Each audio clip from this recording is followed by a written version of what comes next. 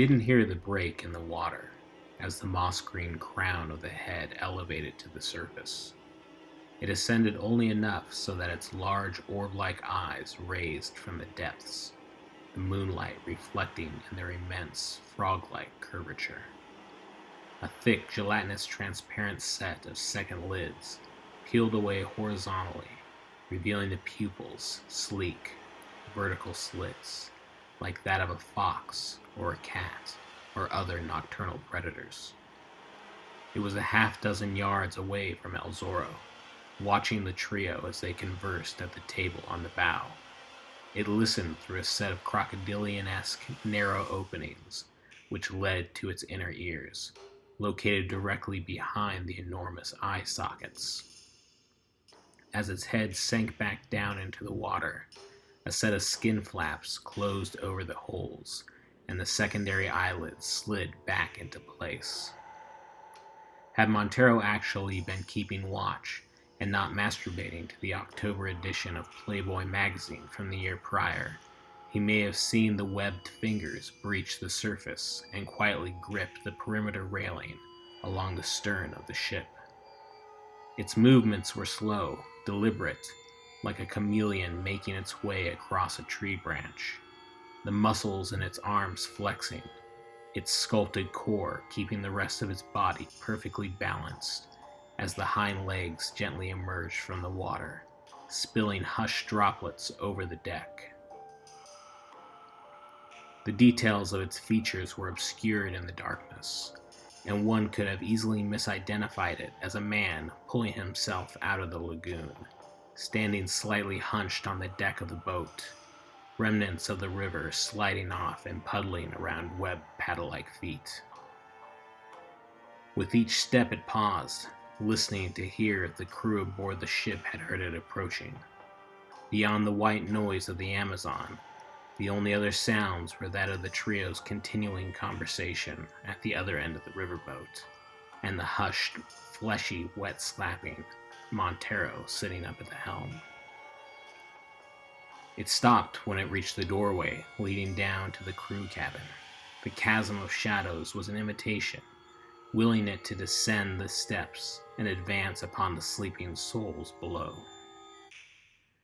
Though its eyes were void of all emotion, like a serpent slithering towards its prey, its body language was akin to a mammal's, hesitant, cautious.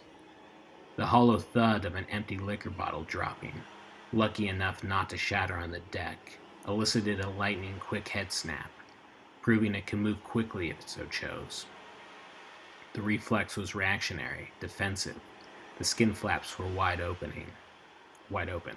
allowing every noise from a whisper to an explosion to cascade down its ear canals and process in its brain. Someone in the cabin below stirred, rustling beneath their blanket, rolling over to the opposite shoulder in the bunk.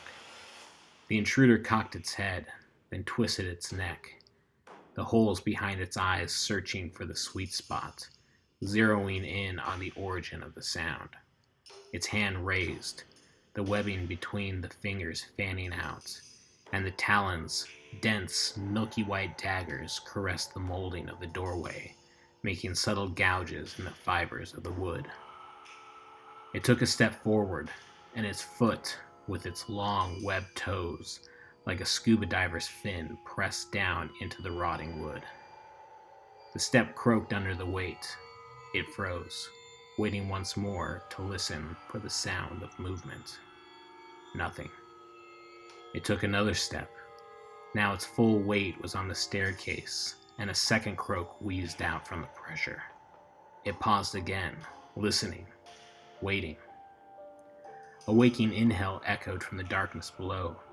The intruder's pupils had evolved for moments just like this.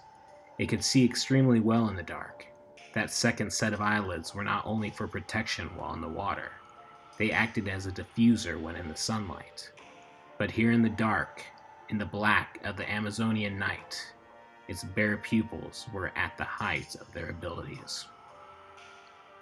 The individual in the left bunk nearest the stairs had sat up, her hair a frizzy sphere visible only to the approaching animal.